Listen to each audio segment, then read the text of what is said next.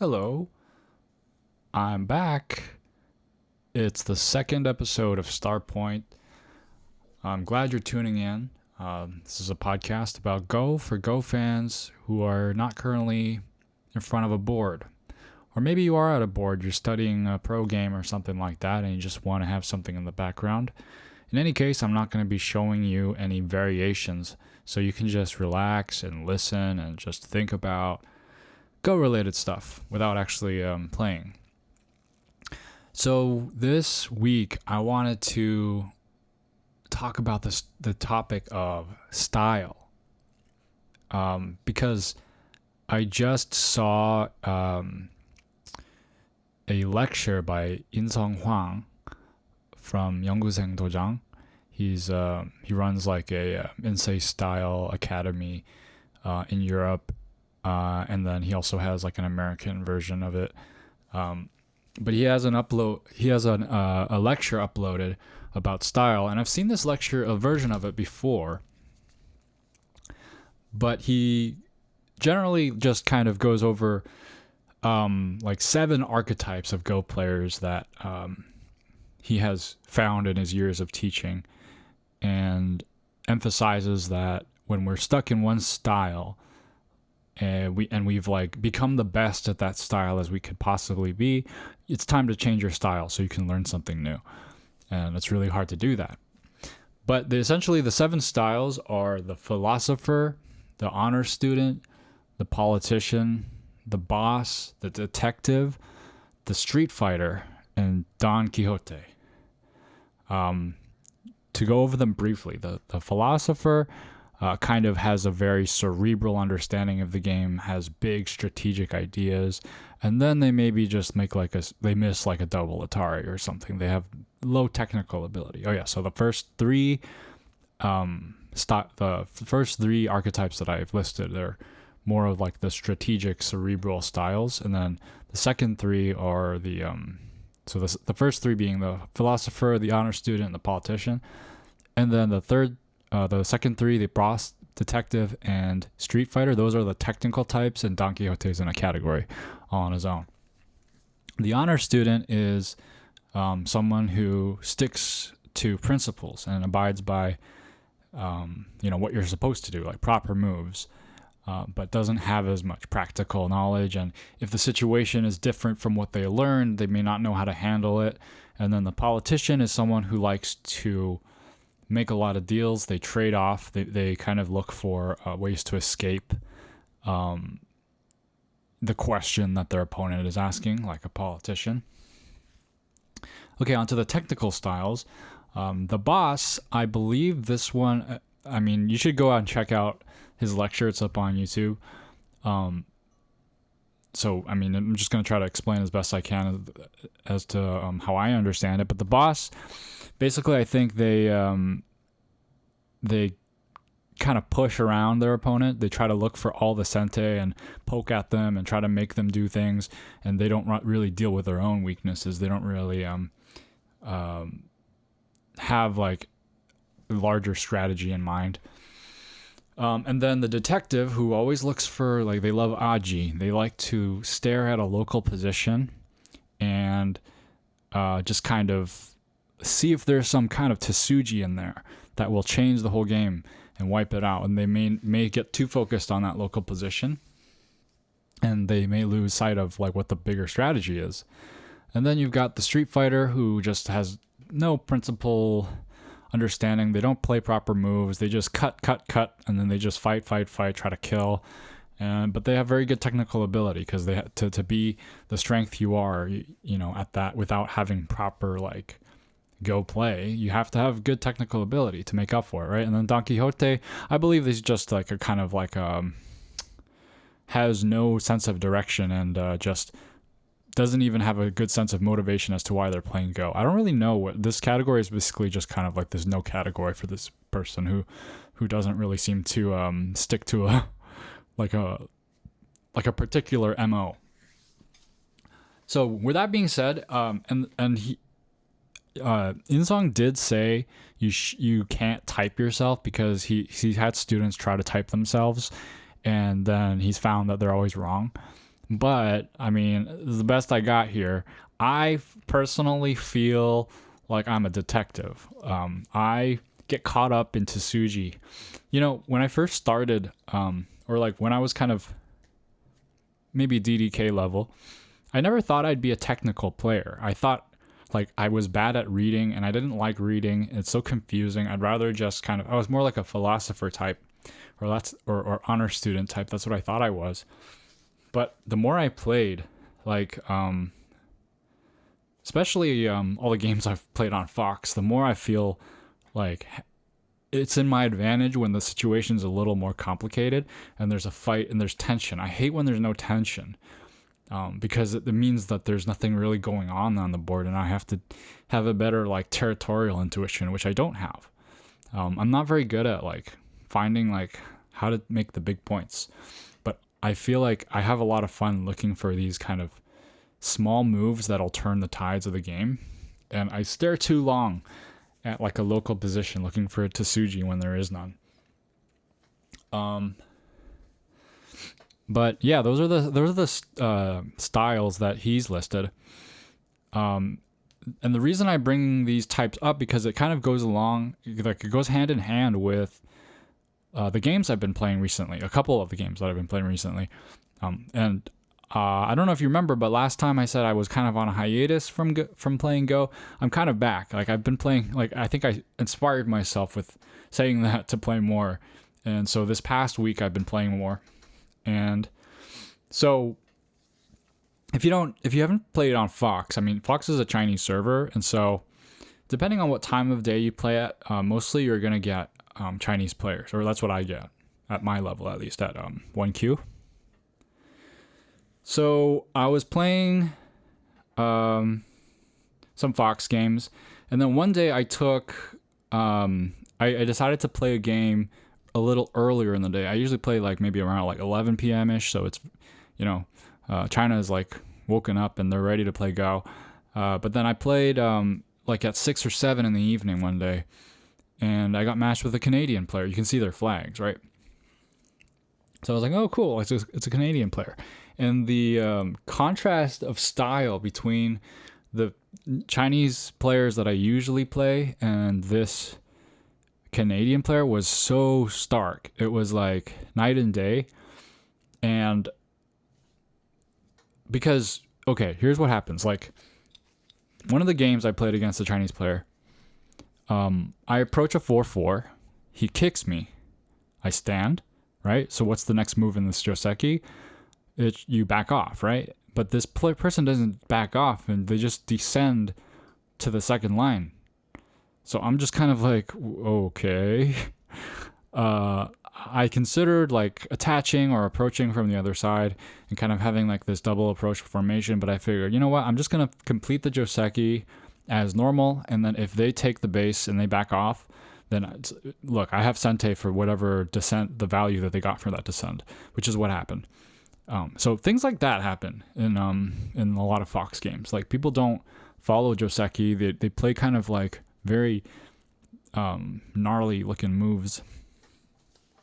But I play this Canadian guy, and we're playing Joseki like super normal. Everything's balanced at the beginning of the game, and it's almost boring to me. I know that I shouldn't say that because I'm the one who's playing proper as well, but I like it when it's a little messy, you know?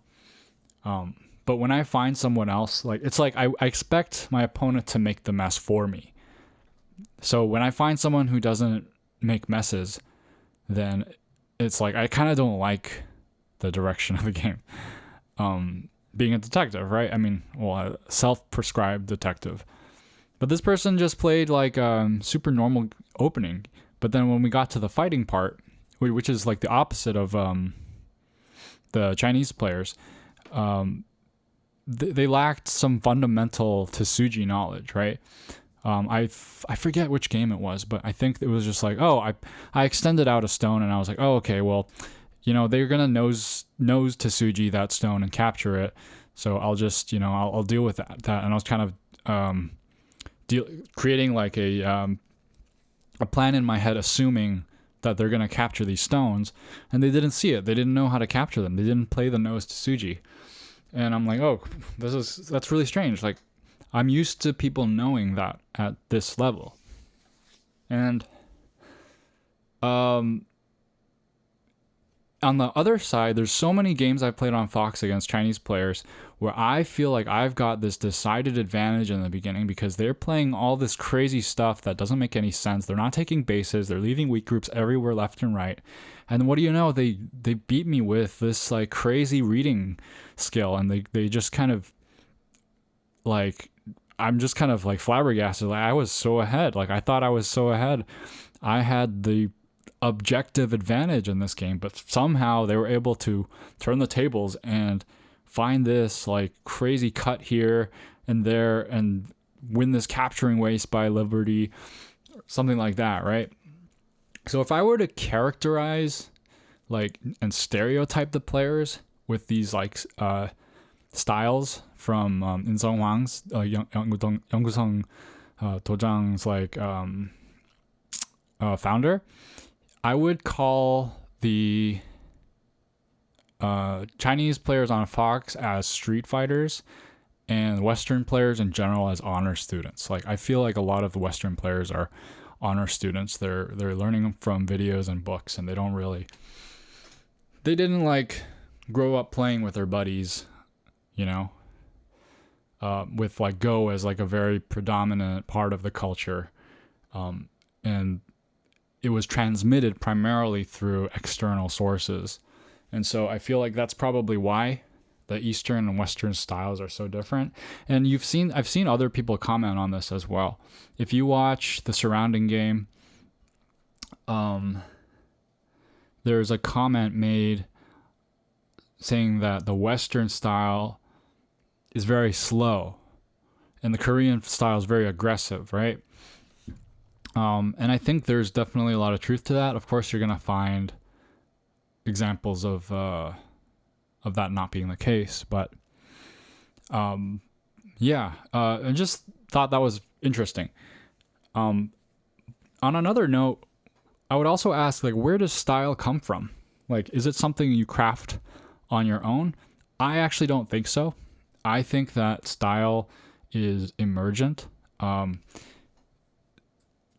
I don't think that someone goes out and says like, oh, I like Lee Chang-ho's like Stone Buddha style. That's the kind of Go I'm going to play. I'm sure maybe someone's tried that, but there's something inherent in about like the way you perceive the game that's unique to you that other people don't really see as like it that way. It's hard for you to lean into that and just kind of define yourself. It more just kind of comes out, right? As soon as you start playing the game, I feel like there's a certain disposition to a certain style. I have a couple of friends that are stronger than me, and I've always like talked about their styles because it's so different playing them. When they were beating me, I used to play them more often when I was weaker, but they would beat me in very different ways. One friend, I would describe them as someone who gives you everything they want, everything you ask for, and then you end up losing the game. I would go into this area and that area, and he would just back off. He would just say, welcome. Okay, yeah, take it. Do that. And I'll go over here, you know? Oh, and then it's like, okay, I'm going to go here. It's like, oh, I'm sorry to be in your space here. Let me just kind of scoot over here and, you know, let you do your thing and you can go ahead, right? And it would just be very nice and peaceful and calm. And then at the end of the game, you add up the points and you're like, wait, how did I lose? And you're just kind of like, what just happened? Whereas my other friend, he would beat me by just like stabbing me like 50 times as soon as I met him. Like, he's like, hey, how are you doing? And he stabs me like 30 times.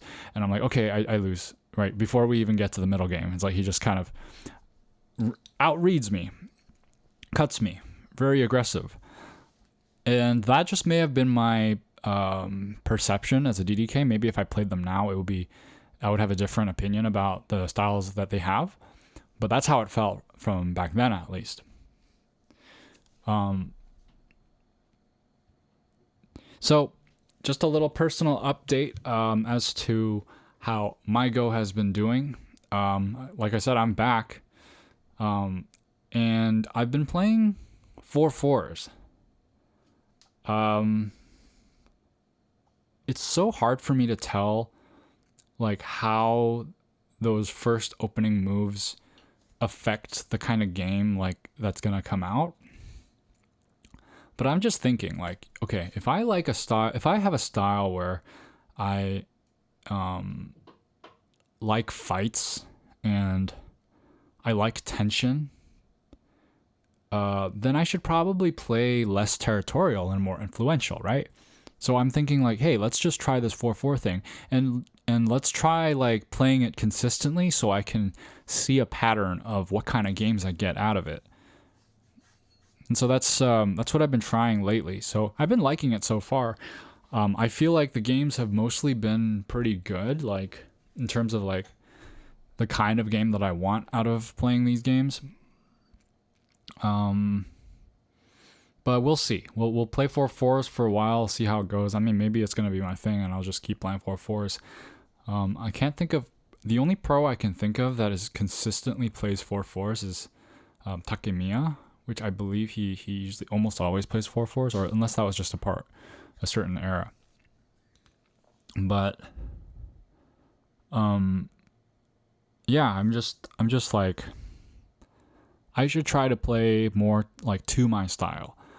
I was in a Barnes and Noble the other day, and of course they don't have. You know what's cool though? They have Go at Barnes and Noble. They have like a Go board set, like a Go set at Barnes and Noble, and it's like, it just says Go. It's like this big. It looks like it's like a pretty fancy box. And it just says Go in the middle. And this company also sells like chess sets and such. And I always like go there and move the chess stuff like away so that that board is visible, so that people can see it. It's but obviously no books on Go at Barnes and Noble. There's like a tiny little shelf of chess stuff.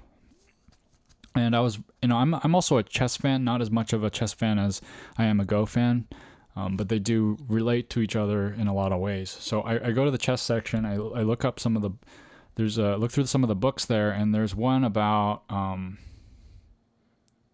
kind of improving your mentality of chess. And one of the comments that I read in that book was to play to your strengths, which is counterintuitive to what I would have thought, right? Because I'm thinking like, oh, I am good at opening theory and Joseki, right?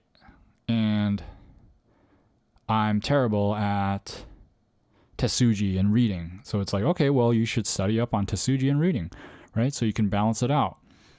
And not that you shouldn't, but it is a new approach to say, look, maybe your Tesuji and reading do need some work, but you're predisposed in a way.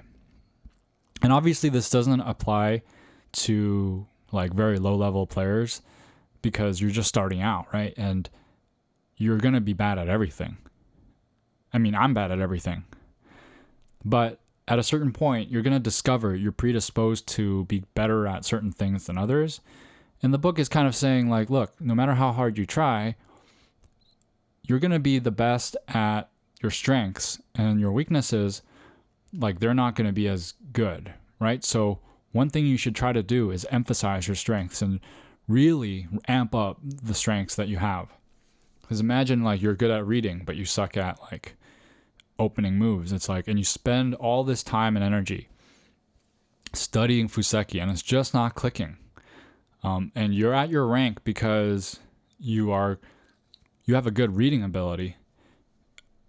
Whereas like if you spent all that time honing in your reading, did some other supplementary opening study, maybe your reading would like double, triple, right, in that time. and you would get even higher.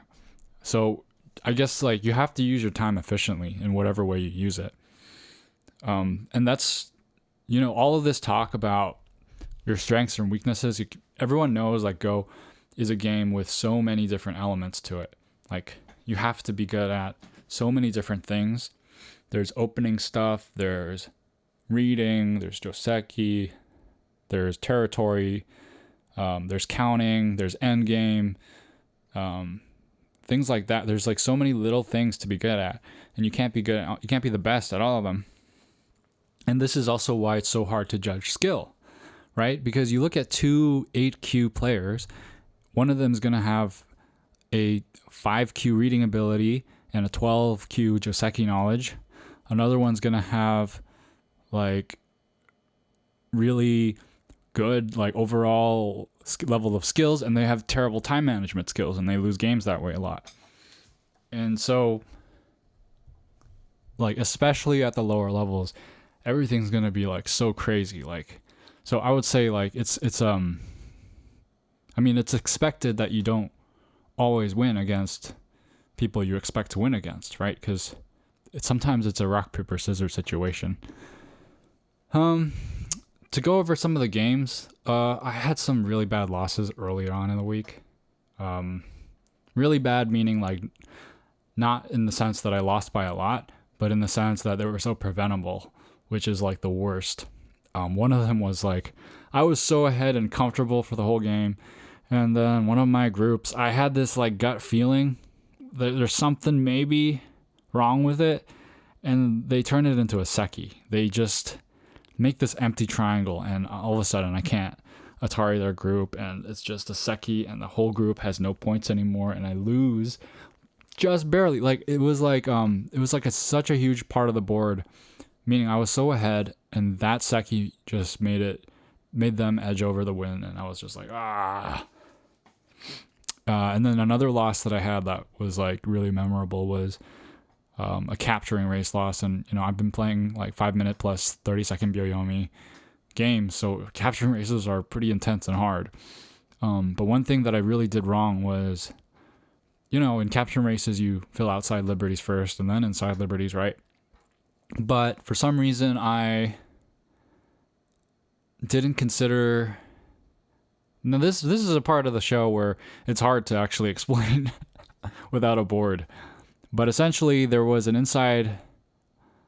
There was like a group that my opponent could Atari from the inside, and I decided to fill in that group instead of just filling out an outside liberty and letting them Atari that to fill in their own. Just that one move, just kind of, oh my goodness. I had some good wins though. I'm trying to climb back up into 1-dan on Fox. I feel like I definitely feel a lot of pressure relieved after demoting. There's mistakes being made at this level that I don't think I would have encountered at the 1-dan level.